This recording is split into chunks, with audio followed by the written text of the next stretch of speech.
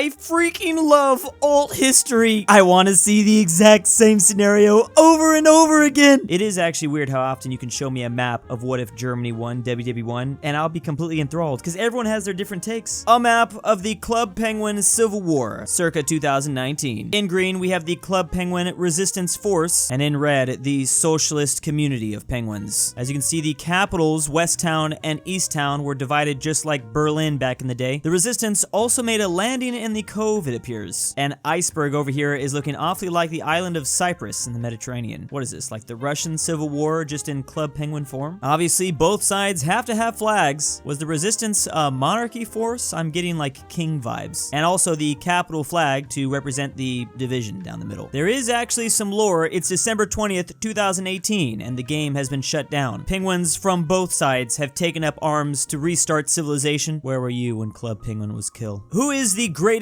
threat to world peace? A German survey ranks world leaders. At 7%, we have the leader of China, to 8% for the ruler of Iran and Putin, while 17% of respondents voted for Kim Jong-un, and finally, the most terrifying of them all, with the vast majority of votes right here, 41%. This was the only correct response. With King James still in power, how is anyone supposed to feel safe? Oh, I guess this is actually according to Germans, a German survey? Okay, Germans don't like LeBron James. What if Germany won WW2? Small brain. What if Germany won WW1? Slightly bigger. What if Germany won both world wars? What if no one won WW1? What if Bulgaria won world wars? It doesn't even specify which world wars, it's just in general all of them. What if Israel won WW2? What if the Entente won WW1? Wait, they did. Frick it. What if world wars never happened? Now that is an interesting scenario. I would like to see that map. Europe just continues to dominate forever then. A map of the world, but it's been horrifically balkanized. Or maybe another scenario, a map of the world, but maybe World War III's taken place, and all of the continents are living in some sort of horrible post-apocalypse scenario. Really love that this map didn't just simply turn all the states into independent countries, states and provinces. There are, of course, remnants of those things, but not with the same borders. China is basically used to this because this is pretty much their entire history, just breaking into several individual pieces and then fighting in some sort of crazy civil war. Japan goes back into their Sengoku periods, samurais rise up. Would love to see a Korean peninsula play out like this. There is exactly 3 people in each of these territories in former Siberian Russia. There's definitely at least more bears than humans. Actually, that exact joke could be made in a lot of places around the world. Who exactly is going to be living in the Sahara Desert? There's got to be like max a dozen people living in Teta. Now imagine the Japanese Sengoku period, except in Madagascar. That'd be pretty scary. Isn't the climate of Madagascar and the geography of Madagascar pretty crazy? It's like Vietnam having a civil war. Oh wait, they did. But that's beside the point. Why have I never looked this up? The geography formations are just large strips of land. Why did I think there was way more rainforest? It's all along the Indian Ocean border, and there is some arid lands down this way. I know like no one lives in the southern island here, but why does South New Zealand get to be unified? Also, again, there's like nobody living in the middle of Australia. There's no way. Maybe some of these countries are actually not being formed by humans. They're species like kangaroo and stuff. Maybe this balkanized world is actually stemming from if animals could form a civilization. Did someone say based California? It's hard for me to look at this and not want to see some sort of simulation. I absolutely love that this guy knew it was going to make so many people mad, but he went through with it anyways. Now this is epic. All right, I think I've finally found it. All jokes aside, this has probably got to be my favorite alt history scenario. KFC's Beyond Nuggets review, why they're beyond incredible. And it just stayed like that. Basically a universe where Nikocado Avocado is just a wholesome review bruh, while the actual review bruh just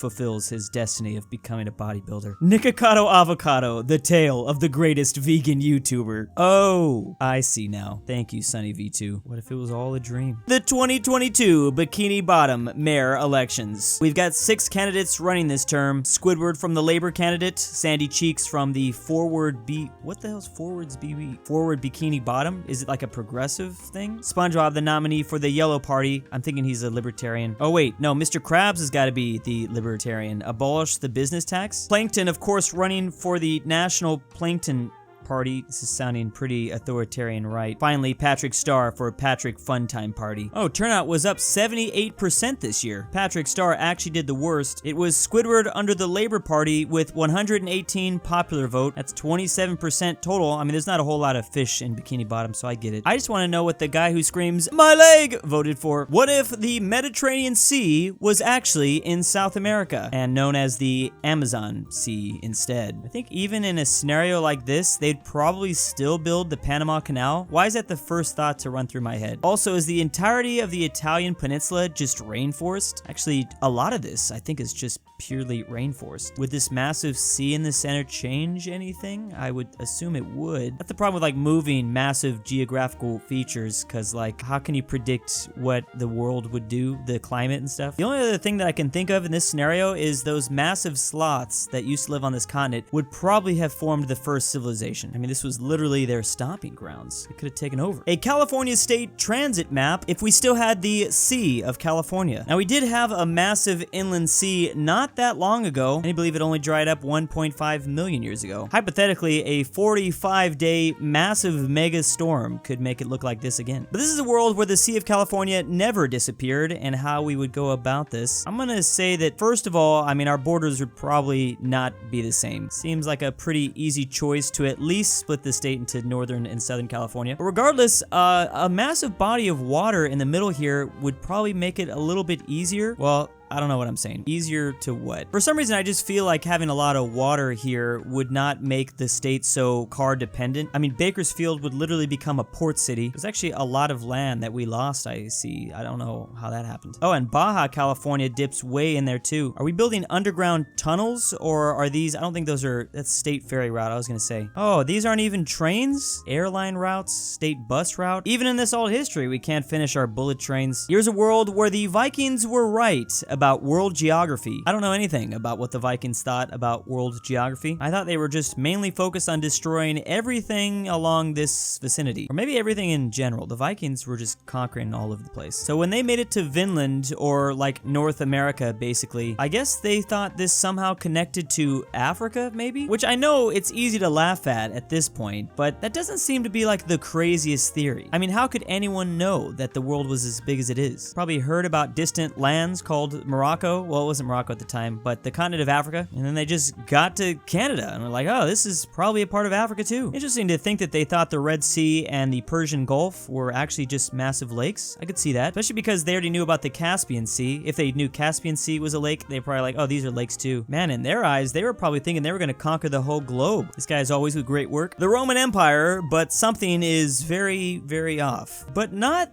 that off. There's also some eerie similarities. Rome, at the end of the day, is still on a peninsula and surrounded by pretty big bodies of water as well. They gotta go attack the Gauls, or in other words, the Burma, people from Burma. Would China be the equivalent of like the United Kingdom in this scenario? Did Rome copy everything from this island? Is this where the Greeks would have been?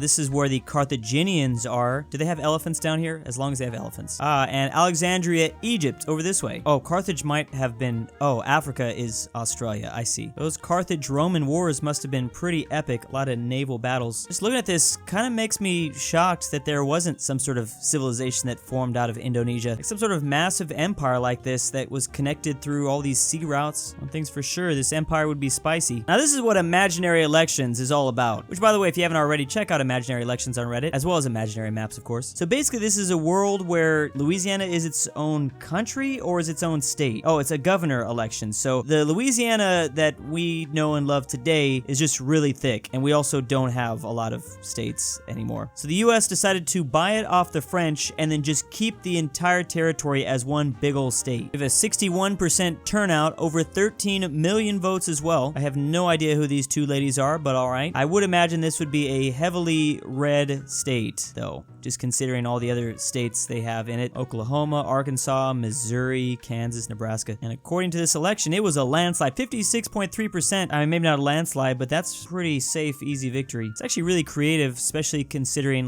some of these counties are the counties that typically vote blue in these states too. I think. I don't know for sure, but it looks like like it. I don't know, just by eyeballing it. Oh, I see the state Louisiana flag did the whole theme of like showing the borders again. Wait, no, I'm getting confused with a Mississippi flag proposal from a couple years ago. I still really like this one though. The creator here calls it the purchase, but no partition. A decentralized Russia after the fall of Putin. So basically like the collapse of the Soviet Union, except on steroids. Wait, I think the country of Russia is actually still here though. It's just been decentralized. Is this like a state map mode? Oh yeah, it literally shows you Belarus, who's independent, but no one else has the independent parentheses underneath it. So this is supposed to be like a democratic Russia, basically. I just wonder if these states were made big enough. Like, again, population doesn't like this part of the world. It's like nobody there. This is where all the Russians come from. This Republic of Muscovy would be pretty huge, I think. A lot of people would live there, wouldn't they? Oh, little interesting note. Crimea, and this goes to Ukraine. It's also this South Russian Confederation down here. Is this like the Holy Roman Empire, but Russian? The Holy Russian Empire. No, it can't be that bad. It can't be that bad. There'd have to be like 1,000 more states to make that work. With all these amazing flags that were included, as well as like area size, and I think that's population. Oh, that's right. They called them oblasts and things like that. So yeah, it still falls under the Russian Federation, but it's like democratic. Also, new flag. Nice touch. Can't wait for this world map DLC. Thanks for that. Say hello to Longahoma, an Oklahoma panhandle as it should be. Rightfully, this is their claimed land. It goes straight through all these other states, touching the Pacific and taking Monterey. That's fine. You can have Monterey. Also Fresno too. That's cool. One thing I love about this is that I just learned that the panhandle population, the people that live in just this small region, has yet to surpass their 1910 population. There is less people currently living there than there was in 1910. And I don't know why, but I'm in love with that fact. To be honest, we only need to get the permission of 5 states to do this. Wait, I think Nevada gets cut into a little bit too, right? Do they get Vegas? They're getting awfully close to Vegas. And you know what? Just for the giggles, after we give that to Oklahoma, let's just give the entire Pacific coastline to Chile. Here's an alternative universe where a bunch of famous movies were made decades before their original release, which, yes, means they had to cast different actors. Michael Jackson starring in Guardians of the Galaxy with Arnold Schwarzenegger as Drax. That's perfect. Office Space from the makers of Airplane. I could see that one happening. Buster Keaton in Mad Max and the Fury Road. Ooh, Audrey Hepburn in Black Swan. That seems kind of perfect. Michael Keaton in Palm Springs with Carrie Fisher. Fight Club from John Carpenter. Let's go. How much can you know about yourself if you've never been in a fight? I think that's good new casting. Scarlett Johansson is basically a modern Marilyn Monroe, so Under the Skin would be good with her. It'd be a very weird 50s movie, because that movie was really weird in general. Baby Driver, but this time with Mark Hamill. Also Carrie Fisher again. Also Harrison Ford. Oh, this is the Star Wars cast. Wait, have you guys been doing that this whole time? I might have completely missed that. Die Hard with Frank Sinatra. Wait, is it like a future movie? Did they make it in the 40s or 50s, but they put it in a futuristic setting? Or was a 66-year-old gonna star in this action flick? Oh, I guess they do have him kind of old right there, maybe. Man, you gotta be totally a cinephile to get some of these, but I love Seven. And then finally, John Belushi in Knocked Up. That seems actually kind of cute. Would have totally watched that. Also starring Dan Aykroyd. Seems like one of those trailers I'd see in the theaters and turn to my friend and be like, yeah, that looks good. Fantastic work right here. What the hell? This was true? This could have happened? He didn't have it his way, though. And big thanks to Drew's sexy girlfriend. Young waifu. I stole Drew's pet dog. Argentinian grandpa. AryanAfterHours. aPhatNarwhal. Alex Whitley is Mega Chad. Barnsky W. Canadian Polandball. Union. Fat Gaming Nuts. Candy Cane 789. LuxembourgLover. Majestic Unicorn. Max Cooper. Mimoshiki. Nora the Bold Bold Free Smiling Lovers. Philipp RF. Robert RyeThePie. The Mexican 760. And why am I doing this?